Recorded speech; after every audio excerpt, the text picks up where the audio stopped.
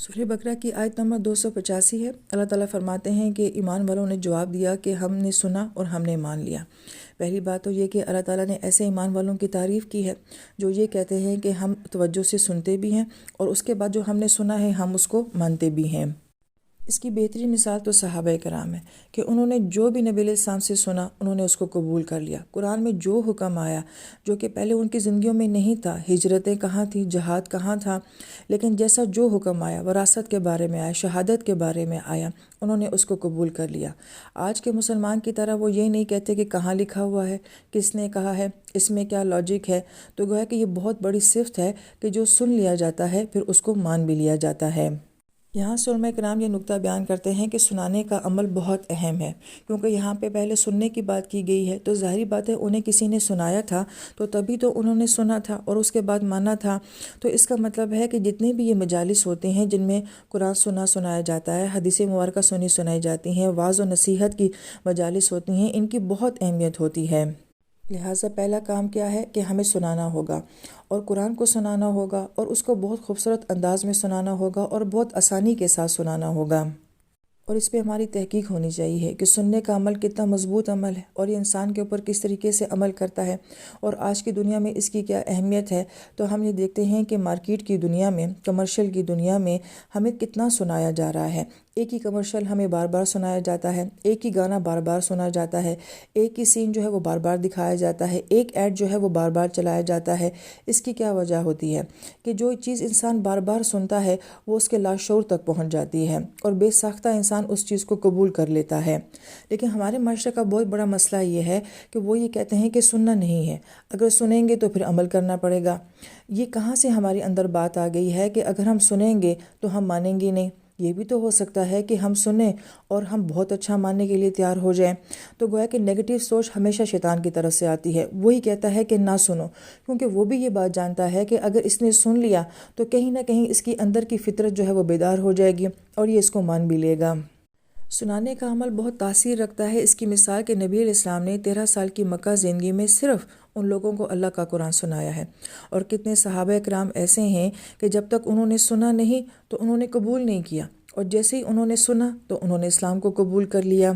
قرآن پاک کی عظیم آیت یتلو علیہم آیاتہ میں یہی فلسفہ 4 مرتبہ قرآن پاک میں بیان کیا گیا ہے کہ نبی پہلے آپ نے ان کو قرآن سنانا ہے، ان پہ قرآن پاک کی تلاوت کرنی ہے۔ آج ایک طبقہ ایسا بھی ہے جو یہ کہتا ہے کہ قرآن کو پڑھنے کا کوئی فائدہ نہیں ہے، اس کو سمجھ کے پڑھنا چاہیے۔ اگرچہ سمجھ کے پڑھنے کی حقیقت اور عظمت بہت زیادہ ہے، اس سے تو انکاری نہیں ہے، لیکن نبی علیہ السلام پہ تو براہ راست قرآن کے الفاظ نازل ہوئے تھے، وہاں پہ ترجمہ یا تفاسیر تو نازل نہیں ہوئی تھیں، اور صحابہ کرام نے تو ترجمہ تفاسیر نہیں کی تھی، انہوں نے تو یہ نکات نہیں کیے تھے، وہ تو براہ راست قرآن کے الفاظ سے ہی اس کے پیغام کو سمجھ جاتے تھے۔ لہٰذا ایک اجمی کے لیے تو یہ بہت ضروری ہے، لیکن قرآن پاک کے الفاظ کی اپنی ایک خاص تاثیر ہے۔ لہٰذا آج قرآن ہر انداز سے سنانا چاہیے، تلاوت کے طور پہ بھی سنانا چاہیے اور معنی اور معرف کے لحاظ سے بھی سنانا چاہیے۔ لہٰذا یہ ہمیں ایک فارمولہ دے دیا گیا ہے کہ اس کے اوپر چلنا ہے اور اسی انداز سے کام کرنا ہے۔ لیکن یہاں پہ بڑی اہم بات یہ آتی ہے کہ نبی علیہ السلام نے سنایا، بہت سو نے سنا، مگر بہت سو نے نہیں بھی سنا۔ آج کا جب کوئی سنانے والا سناتا ہے تو وہ یہ کہتا ہے کہ لوگ سنتے نہیں ہیں، اور اس وجہ سے وہ سنانا چھوڑ دیتا ہے۔ تو اس کا مطلب ہے کہ وہ اپنی ذات کے لیے سنا رہا تھا، اگر لوگ اس کو سننا شروع کر دیتے تو وہ سناتا رہتا۔ اب اگر لوگوں نے نہیں سنا، رسپانس نہیں ملا، اس نے سنانا چھوڑ دیا، تو اس کا مطلب ہے یہ کام اللہ تعالیٰ کی خاطر نہیں تھا۔ آپ علیہ السلام نے اور تمام انبیاء نے ان لوگوں کو سنایا ہے جو کہ نبیوں کو سننا ہی نہیں چاہتے تھے، اور جیسے کہ مکہ کے کافر ہیں، وہ تو اپنے کانوں میں انگلیاں ڈال لیا کرتے تھے کہ ہم نے نہیں سننا ہے۔ اس کے باوجود نبی علیہ السلام روزانہ ایک ہی کام کرتے تھے کہ انہیں اللہ کا قرآن سناتے تھے۔ لہٰذا ہماری طرف سے یہ عمل ہونا چاہیے کہ ہم نے قرآن سنانا ہے۔ اب کس نے سننا ہے اور کس کے دل کے اوپر کتنا اثر کرے گا، یہ اللہ کا اور سامنے والے کا براہ راست معاملہ ہے۔ پھر سننے کے بعد اور اطاعت کے بعد جو ہے وہ معافی کی بات کی جا رہی ہے۔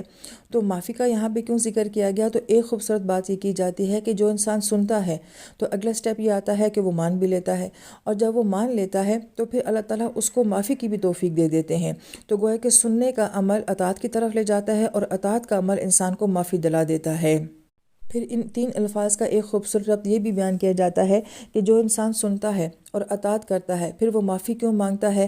وہ اس بات کی معافی مانگتا ہے کہ میں نے سننے میں بہت دیر کر دی، میں نے اطاعت میں بہت دیر کر دی، اور میرے سننے میں بھی بہت کمی ہے اور میری اطاعت میں بھی بہت کمی ہے۔ تو گویا کہ سننے کے ساتھ انسان کے اندر اس طرح کی فیلنگ جو ہیں اللہ تعالیٰ بیدار کر دیتے ہیں، تو وہ انسان اللہ تعالیٰ سے معافی مانگنے والا ہو جاتا ہے۔ پھر پوری سورہ بقرہ سنانے کے بعد یہ الفاظ آ رہے ہیں، تو اللہ تعالیٰ نے بقرہ میں کتنی عبادات کا ذکر کیا ہے، ہم عبادتوں کا حق ادا نہیں کر پاتے۔ اللہ تعالیٰ نے کتنے حقوق بیان کیے ہیں، ہم ان حقوق کا حق نہیں ادا کر پاتے۔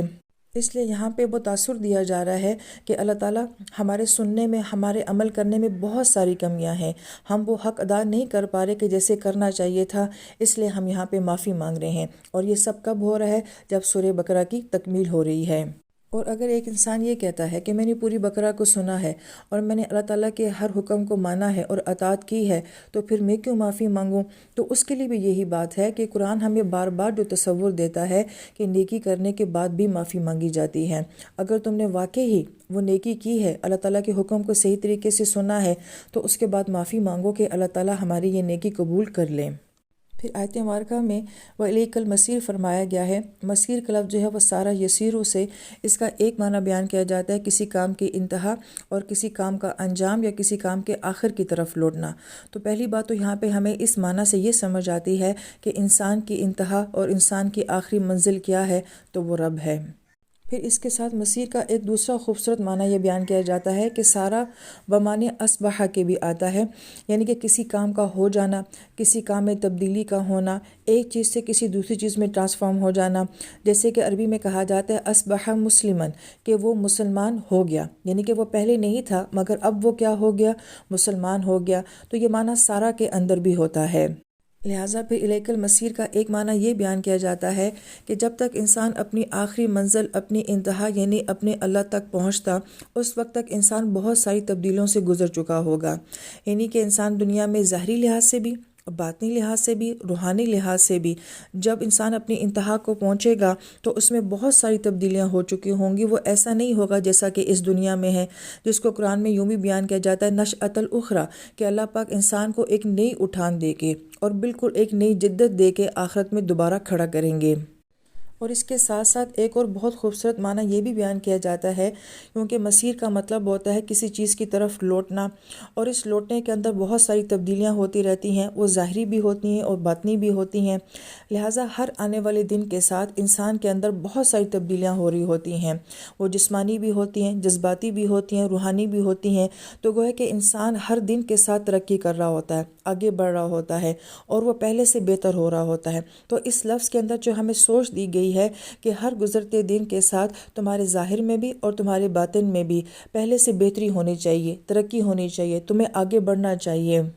واللہ عالم۔ لیکن یہاں پہ قرآن سننے سنانے کی بات کی جا رہی ہے۔ پورے بقرہ کو ہم نے پڑھا ہے، جس میں عبادات، احکامات، معاملات سب کو ہم نے دیکھا ہے۔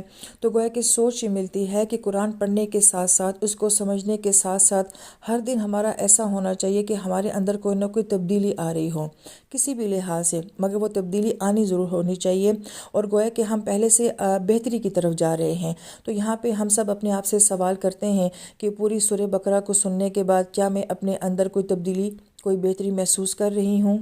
پھر آیت نمبر 286 میں یہ کہا گیا ہے کہ اللہ کسی بھی شخص کو اس کی وسعت سے زیادہ ذمہ داری نہیں دیتے، اس کو فائدہ بھی اسی کام سے ہوگا جو وہ اپنے ارادے سے کرے، اور نقصان بھی اسی کام سے ہوگا جو وہ اپنے ارادے سے کرے۔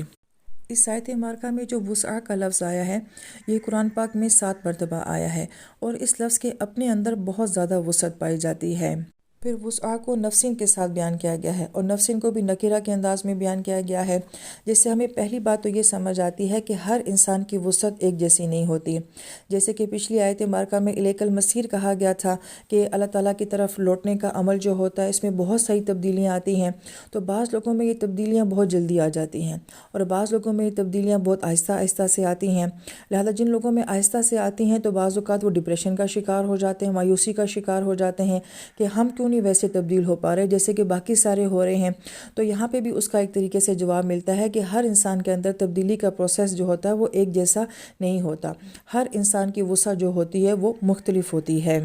اس لیے یہ قرآن پاک کا بہت ہی غور طلب نقطہ یہ ہے کہ قرآن پاک موازنے کی بات نہیں کرتا، کمپیریزن کی بات نہیں کرتا کہ ہم اپنا موازنہ دوسروں کے ساتھ کریں۔ قرآن یہ کہتا ہے کہ ہر ایک کی وسع مختلف ہے، ہر ایک کا مسیر مختلف ہوتا ہے، لہٰذا ہر انسان سے اللہ تعالیٰ اس کی وسع کے مطابق سوال کریں گے۔